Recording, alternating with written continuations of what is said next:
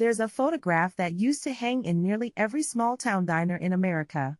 A teenager in a paper hat, leaning over a milkshake machine, grinning like the world owed him nothing and he was fine with that. He wasn't famous. He wasn't rich. He was just working the after-school shift, the way millions of kids his age did in 1978, in 1983, in 1989. And if you told that teenager that someday, decades later, kids his age would barely bother applying for jobs like his at all, he probably would have laughed you out of the diner. But here we are. And the diner, more often than not, is gone too. In the 1980s, working a part-time job wasn't just common for teenagers, it was practically a rite of passage.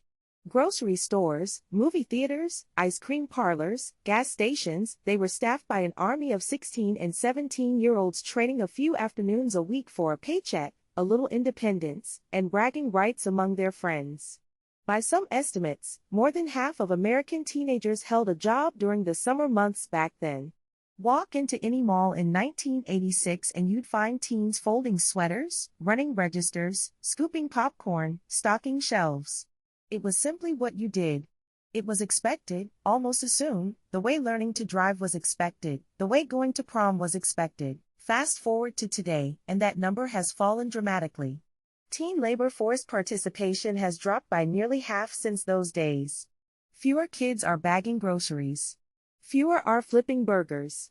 Fewer are standing behind a counter at all.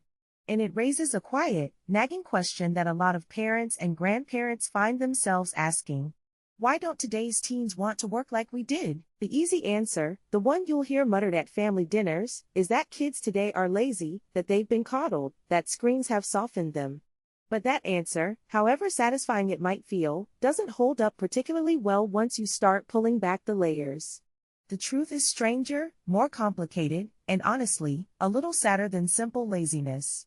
The truth is that the entire world around these jobs has shifted, piece by piece, until the equation just doesn't add up the way it used to. Let's start with the most obvious piece. School itself has changed enormously. In the 1980s, a teenager could coast through classes, put in a reasonable effort, and still have plenty of daylight left for an after-school shift. Homework was real, but it wasn't the arms race it's become. Today, the pressure to build an impressive academic resume starts earlier and burns hotter. Advanced placement classes, honors tracks, standardized test prep, extracurriculars specifically curated for college applications.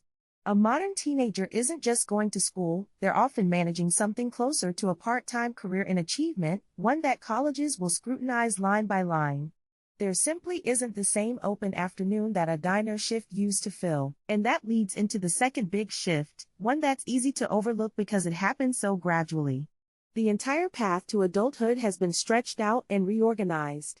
Back in the 80s, a job was one of several tracks toward independence, right alongside things like getting a driver's license, moving out, or even getting married relatively young. Today, those milestones have all been pushed later. Kids are getting their driver's licenses later, sometimes not until college, sometimes not until after.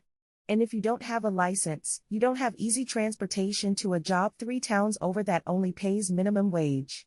The whole infrastructure that quietly supported teenage employment, the car, the independence, the sense of urgency to earn your own spending money, it's been delayed right alongside everything else. Then there's the college calculation itself. In the 80s, college was expensive but navigable. A part-time job could genuinely put a dent in tuition, or at least cover gas money and Friday nights. Today, with tuition costs that have outpaced inflation for decades, a part-time gig scooping ice cream doesn't move the needle in the same way. When the math stops making sense, a lot of families and teenagers alike start asking why bother at all. Wouldn't those same hours be better spent boosting a college application instead of a bank account that'll be swallowed by tuition anyway? That question, uncomfortable as it is, points to something deeper. The value of that hourly wage has quietly eroded. If you adjust for inflation, some entry-level teen jobs today pay barely more, or in real terms even less, than they did decades ago, while the cost of everything a teenager might actually want, a car, a phone plan, concert tickets, a pair of sneakers, has climbed steadily upward.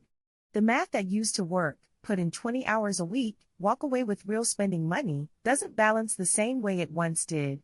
When the reward shrinks and the competing demands on your time grow, the decision to skip the job starts to look less like laziness and more like simple arithmetic. There's also something worth saying about how differently teenagers spend their free time now compared to 1985. Back then, boredom itself was practically a motivator. There were only so many hours you could spend at the arcade or driving aimlessly around town before a job started to look appealing, if only because it gave you somewhere to be and something to do. Today's teenager has an entire universe of entertainment and social connection available from a bedroom, a phone, a screen. The itch to get out of the house, to be somewhere, to have a reason to leave, it's simply less urgent when your social life and your entertainment can exist entirely without ever putting on a name tag. And it's worth acknowledging, gently, that the social landscape of work itself has changed too. In the 80s, a job wasn't just a paycheck, it was where you met people, where friendships formed over shared shifts, where a certain kind of camaraderie was built folding shirts or flipping burgers together. Some of that still exists today, but a lot of that social function has migrated elsewhere, into group chats, into online communities, into spaces that don't require punching a time clock to participate in. Parenting itself has shifted as well, and this piece rarely gets talked about but matters quite a bit. In the 80s, there was often a practical push from parents to get a job, sometimes out of necessity, sometimes simply out of the belief that work built character.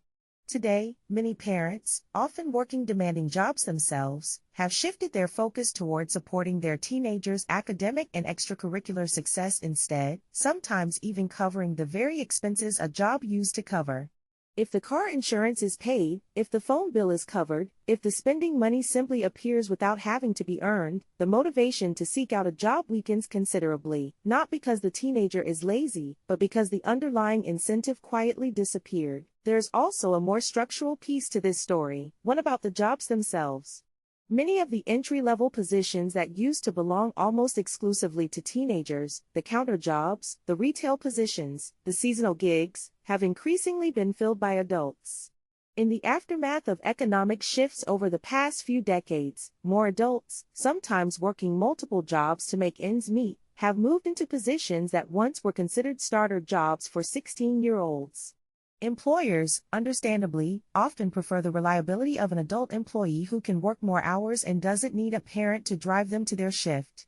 The teenager competing for that same job is now competing against someone with a driver's license, a flexible schedule, and years more experience. And self-checkout lines, delivery apps, and automation quietly took their own bite out of the equation too.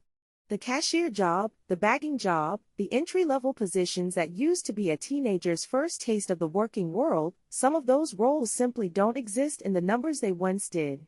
The machines do quietly, efficiently, what a teenager in a paper hat used to do with a smile and a joke about your total. So when you step back and look at the whole picture, what you find isn't a generation of teenagers who lost their work ethic. What you find is a completely different set of incentives, pressures, and opportunities layered on top of a labor market that looks nothing like it did in 1985. The diner is gone. The mall is quieter. The path to adulthood stretched out longer than anyone expected.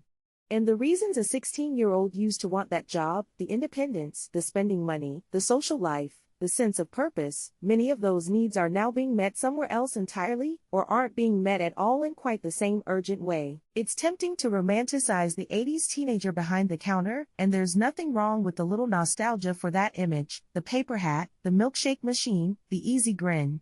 But underneath that nostalgia is a quieter truth worth sitting with. Every generation responds rationally to the world handed to them. The 80s teenager worked because the world around them made that choice make sense. Today's teenager, more often than not, is making an equally rational choice, just shaped by an entirely different world. And maybe that's the real story here, not a generation that stopped wanting to work, but a world that quietly stopped needing them to, in quite the same way it once did.